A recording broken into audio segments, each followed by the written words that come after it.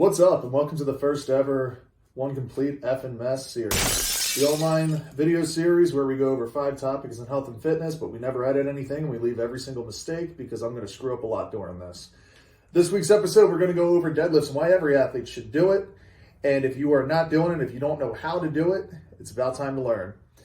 Number 5, activate the hips. Your athletes probably don't know how to activate their hips. They're probably not moving correctly. They don't jump high. They don't run fast. And they're definitely not doing anything near their complete potential.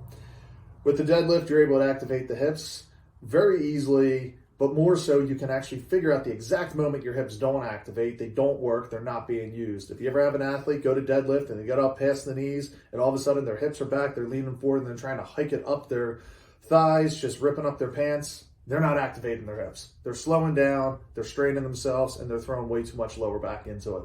It is the only lift that can be performed slow enough to actually pinpoint this and really videotape it, show it to the athlete, really show them how bad it is. Now, if you have an athlete jump, they might look like they're activating their hips, but they're really just using their legs. The hips aren't fully coming forward. It's just moving so quickly you can't really tell, even if you slow down the video. They might even straighten themselves up or straighten themselves out from the bottom. Again, we're going to be screwing up a lot during these videos. They might straighten out their hips while in the air, making it look like they fully activated their hips, but they came in too late. They never got any of the power or the strength, and they are not getting as high as they should be. They're not jumping as high. They're not running as fast. They're not hitting as hard. Hip activation is going to be one of the greatest parts of your athlete's training. Blanking on the right word I want to use there. So with deadlifts, film your athletes from the front, from the side, and really pinpoint when their hips are not working and start working towards fixing that. There's many ways to fix it if you follow this YouTube series, or not so much this series, but the channel, so make sure you subscribe to this. You're going to see a lot of methods we use, a lot of times using bands, wrapping them around the hips, making them pull forward as they're lifting. Sometimes we put the bands in the front and we just slingshot them forward to get used to that drive. But the hips are going to be a key role in making your athlete a lot stronger. Number 4, it is a joint-free movement if done right. If you're doing it wrong, you're going to bang up your knees, your back, your ankles, everything. But if performed correctly, your joints are safe. Think about how many times your athlete jumps and runs, no matter what sport they're doing. That is destroying their joints. Their knees, their ankles, everything is getting banged up. It doesn't happen on the deadlifts. If you have an athlete that is a sprinter and they're anywhere from 150 to 250 pounds, 4 times their body weight is hitting their joints every single time they just make contact with the ground, going up to 1,000 pounds, depending on the athlete. It might even be more than 1,000 pounds on their knees and on their ankles every single step. And some of your sprinters are doing 10 to 20 100-meter runs a day, plus everything else they're doing in practice. They're probably doing box jumps. They might be doing long jump or triple jump or high jump. They might just be doing different versions of jumping to get faster. They might be doing sled work. Their joints are getting destroyed. It's not your fault as a coach, but take some time away from take some time away from running, put them into lifting, get them doing the compound movements that are going to just protect their joints, build up their strength, and train the body to operate correctly without overly using the same spot over and over again. If you're a high school coach and your kids are constantly in the trainer's room, if they're coming to practice late because they're getting taped up, doing the same style of lifting nonstop every single day is not going to help them. They're already injured. They got injured running. The sports for running, of course, they're going to get banged up. They have to run. That's what they signed up for. But there's other ways to go about it without just repeatedly destroying the knees and the ankles and the hips, lower back, whatever they're banged up on. Add in barbells. Add them in correctly. If you don't know how to teach the movements, find someone who does. You are going to be completely surprised by how little a local strength coach will charge to work with your team just for the exposure. I mean, before I got into working for school while running my own business, my own clubs, I would have jumped at almost any team. I actually did a couple for free just to meet with the athletes. It worked out. I picked up some clients from it. Other times I've had schools ask for if they could pay me through the booster. I know they can't pay me that much, but it puts me in front of 20 to 50 athletes and it always works out. you can find somebody to work with your kids if you don't know how to properly teach these movements. On to number 3. Increase bone mineral density and testosterone. Now, even for your female athletes, they need more testosterone if they're going to be an athlete. It is not going to make them bulky or manly or grow facial hair. It is just going to allow them to get stronger and recover much faster. The bone density is going to be another major aspect of this. Compound lifts build stronger bones. Heavy weights build bones. And they also, just again, the testosterone, it's going to skyrocket amongst your athletes. They're going to get stronger. They're going to get faster. They're going to recover quicker. And they're going to get injured less. If your athlete is not injured, they can train more often. If they're missing 30 minutes of practice because they're getting taped up at the trainers, again, like I said in the last one, they're missing 30 minutes of practice, they are injured, and anything they do at practice is going to cause more injuries. You can avoid it. In the off season, build up their bone minerals, build up their density, build up their testosterone. You will get a much better athlete. And even if they're a semi-average athlete, if they can just get through every single practice, not miss a minute getting taped up, not be injured, not skip days because they're too sore, they're going to be better at the end of the season. You're going to have a much better team. Number 2, requires very little equipment, and it's crazy cheap. Depending on the size of your team, you might only need one used barbell you found on Craigslist or Facebook Market or anywhere, and a few plates. A lot of your athletes aren't going to lift that heavy. Depending on the sport, they're just not going that heavy. You probably don't even need 500 pounds worth of plates in the beginning. Maybe just like 6 45-pound plates, some 25, some 10s, and you're going to be set. But it is so cheap. The other thing is it lasts forever. Barbells rarely break. If you buy a super cheap one, yeah, it might break off. If you buy really cheap plates, they might start to chip off. But for the most part, deadlifts don't require much money.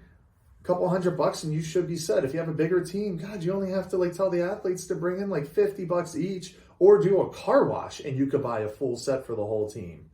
They are super cheap. There's no reason why your athletes aren't doing them. And if you don't think you can afford the weights, I guarantee you could do one fundraiser that's going to last a day. You could probably even just send an email out to all the parents and you're going to find that somebody has weights in their basement they're not using that their spouse has been yelling at them to get rid of for the longest time. You can easily get this going. And the final one, number 1, it's big numbers on the bar. It's going to blow up the confidence of the team. It's going to blow up their excitement. No other lift is going to have the large number that deadlifts have. Within just a few months of training, your female athletes could be in the 200 pounds, sometimes 300s. Your male athletes can be in the 400s, eventually break into that boys at 500, girls over 300, and so on, but it becomes competitive. They're going to work so much harder.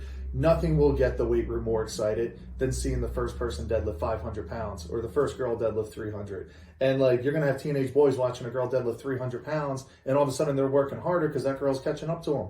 You're not going to find that on bench. You might find it on squat, but they're high school kids and you're going to spend way too much time screaming at them to get lower on squat. The deadlift, it's hard to cheat. You might almost lock out and drop the bar, but nobody can really dispute that. You didn't get up high. Squats are hard. Your kid's going to fight with you. I'm still saying you should do squats every week, but nothing's going to drive just the team mentality like deadlifts. And again, if you don't know how to teach deadlifts, if you don't know how to properly coach deadlifts, you can find someone who does. You can find videos that really teach you. You can send it to your kids as homework. Watch these 10 videos on deadlift form, and it will slowly get them ready. Maybe just don't let them lift too heavy until they got it locked in.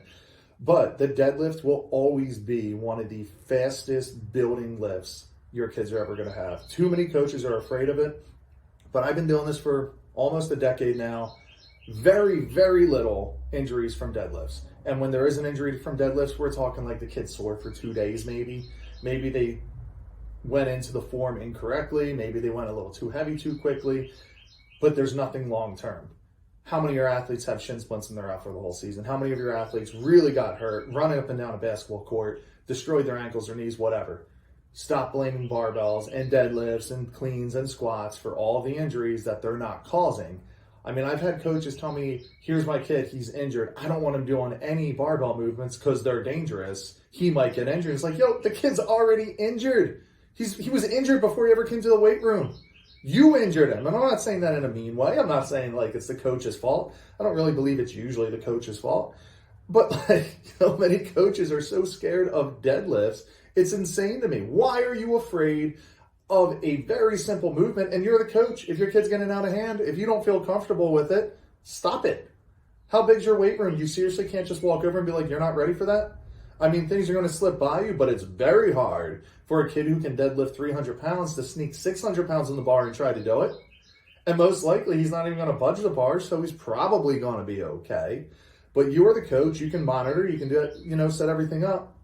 But here's something to really think about. If they're not doing these big, flashy, aggressive lifts with you, they're going to a gym and doing it. And they have some jackass trainer that's been certified for 2 days, walking the floors, trying to pick up clients, sees your kid as an easy target, giving them terrible advice because the trainer probably doesn't even deadlift themselves, because guess what? There's very few certification courses that even care about proper form on any lift. I mean, that sounds crazy, but I've been certified with a bunch of companies and they don't care. It's rare. I mean, there's some out there that really get into it. I've gone through those courses. And even those ones are typically kind of wrong. They're more textbook driven. They don't factor in, to the fact that some kids are built for sumo, some kids are built for conventional. Some people stand wide on squats, some stand close. Some people need a different shoulder placement on certain lifts. You're not going to get that from a textbook. If you don't have a coach that fully knows what they're doing, there's going to be problems. But again, the deadlift does not cause that many problems. Maybe it's because the word dead is in its name. I mean, it goes back to the Romans just picking up dead bodies. That's the only reason why the name is deadlift. People get scared by the name. I'm sure if they changed it to something else, it would be fine. But I've seen crazier lifts held by other coaches in gyms and weight rooms. And it's like, oh, it's safe because it's only like 45 pounds. Like, yeah, but it's falling on the kid's face. You're doing it on one leg with one hand. There's stupid things that happen. Stop blaming the deadlift for everything. And there it is. The first episode of One Complete FMS in 5, 4, 3, 2, 1, all about the deadlift this week. Check us out next time for the next video. We're going to go over all the lifts, all the training, all the nutrition, whatever we need to go over. Make sure to subscribe to this channel. See you next time.